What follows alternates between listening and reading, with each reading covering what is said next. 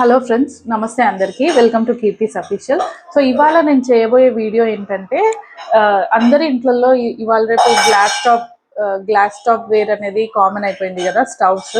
So steel stoves మనం ఎక్కడ చూడాలన్నా కూడా మనకి ఇవాళ రేపు ఎక్కడ కనిపించట్లేదు.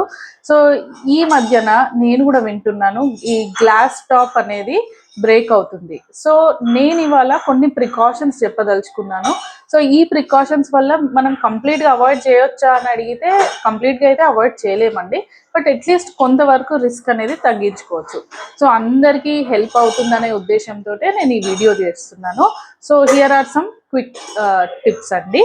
సో ఎప్పుడైనా ఈ 4 బర్నర్ స్టవ్ పైన ఇలాంటి కడాయి యూజ్ చేసినప్పుడు హై ఫ్లేమ్ మీద పెట్టొద్దండి. హై ఫ్లేమ్ మీద పెడితే ఏమవుతుందంటే ఈ సైజు కడాయికి చాలా ఫ్లేమ్ అవసరం పడుతుంది. దానివల్ల ఇక్కడ గ్లాస్ అంతా కూడా హీట్ అయిపోతుంది. సో దానివల్ల కూడా గ్లాస్ టాప్ అనేది బ్రేక్ అయ్యే ఛాన్స్ ఉంటుంది. సో ఇలాంటి పెద్ద కడాయి యూజ్ చేసినప్పుడు మీడియం కానీ లో ఫ్లేమ్ కానీ యూజ్ చేయండి. సో హై ఫ్లేమ్ మాత్రం యూజ్ చేయొద్దు. ఒకవేళ హై ఫ్లేమ్ యూజ్ చేసినా మోర్ దెన్ 2 minutes అనేది మనం యూజ్ చేయొద్దు. ఇది మనకి ఫస్ట్ టిప్ అండి.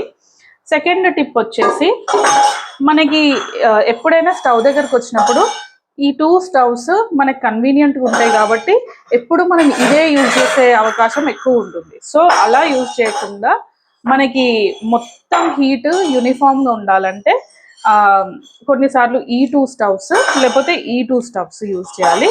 అండ్ ఐడియల్ ఏంటంటే 1 3 2 4, ఓకే, 1 3 యాజ్ వెల్ యాజ్ 2 4 ఇలా యూజ్ చేస్తే ఏమవుతుందంటే హీట్ అనేది స్టవ్ మొత్తం యూనిఫామ్గా స్ప్రెడ్ అవుతుంది. Okay, and ideal size of the kadai వచ్చేసి ఇదండి. This is the ideal size of the kadai. So దీనికన్నా చిన్నది పెట్టినా దీనికన్నా పెద్దది పెట్టినా మనం కొంచెం కేర్ఫుల్గా ఉండాలి. అండ్ ఊరికే హై ఫ్లేమ్ మీద అయితే వాడొద్దండి, మీడియం టు లో యూజ్ చేయాలి. అండ్ ఈవెన్ మనం కుకింగ్కి కూడా ఏ కర్రీస్ చేయాలన్నా రైస్ చేయాలన్నా మీడియం టు లో is always favourable. Okay, so that is one more thing. And ఇంకొకటి ఏంటంటే ఈ మధ్యన అందరూ తందూరీ చేసుకుంటున్నారు. ఇవన్నీ ఏంటంటే ఆ మెషిన్స్ కొంచెం పెద్దగా వస్తున్నాయి. ఓకే, అండ్ దానివల్ల మనం హై ఫ్లేమ్ మీద పెట్టి రోస్ట్ చేయడము ఇవన్నీ చేస్తున్నాము.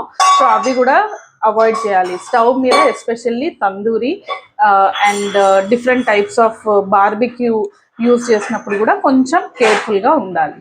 అండ్ నెక్స్ట్ థింగ్ ఏంటంటే కొందరు స్టవ్ మెయింటైన్ చేసేవాళ్ళు, ఐ మీన్ ఊరికి వెళ్ళే వాళ్ళు స్టవ్ని అల్యూమినియం ఫాయిల్తో కవర్ చేస్తున్నారు క్విక్ మెయింటెనెన్స్ కోసం. అలా అస్సలు చేయొద్దండి. అల్యూమినియం ఫాయిల్ యూసేజ్ వల్ల స్టవ్ హీట్ అనేది ఎక్కువగా జనరేట్ అవుతుంది. సో అది కూడా ఒకటి ఇంపార్టెంట్ థింగ్. సో ఇంకొకటి ఏంటిగా ఉన్నారో మర్చిపోయాను. సో లాస్ట్ టిప్ ఏంటంటే మనం సిరామిక్ ఐరన్ కడాయి యూజ్ చేసినప్పుడు కొంచెం కేర్ఫుల్గా ఉండాలండి. ఎందుకంటే ఈ గ్లాస్ వేర్కి మోస్ట్ ఫేవరబుల్ వచ్చేసి స్టీలే అండి. Steel is the most favourable one. So వేరే కడాయిస్ యూజ్ చేసినప్పుడు ఆటోమేటిక్గా హీట్ అనేది ఎక్కువ జనరేట్ అవుతుంది. సో ఇది toughened glass, but still toughened glass working ఎలా ఉంటుందంటే whenever we are using on over heat అది ఎక్స్పాండ్ అవుతుంది అండ్ కూల్ అయ్యేటప్పటికి కాంట్రాక్ట్ అవుతుంది. So more expansion leads to breakage of toughened glass. So that is the mechanism.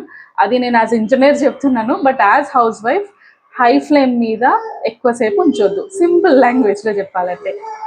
So I hope ఈ చిన్న చిన్న tips పాటిస్తూ మీరు కూడా ఈ గ్లాస్ బ్రేకేజ్ అనేది మీ ఇంట్లో అవాయిడ్ చేసుకుంటారని ఆశిస్తున్నాను. సో ఈ వీడియో నేను చేయడానికి ముఖ్య ఉద్దేశం ఏంటంటే మా రిలేటివ్స్ ఇంట్లో కూడా స్టవ్ బ్రేక్ అయిందండి. ఈ గ్లాస్ స్టవ్ అనేది కంప్లీట్గా బ్రేక్ అయిపోయింది. సో అలాంటి ఇన్సిడెంట్స్ జరగొద్దనే ఉద్దేశంతో నేను ఈ వీడియో అనేది షూట్ చేస్తున్నాను. I hope it will be useful for every one of you. So please subscribe to Keerthi's official for more useful tips. And అలానే నేను ప్రొవైడ్ చేసే హెల్దీ రెసిపీస్ కూడా ఫాలో అవుతారని ఆశిస్తున్నాను. Thank you so much, and please subscribe to Kirti's Official.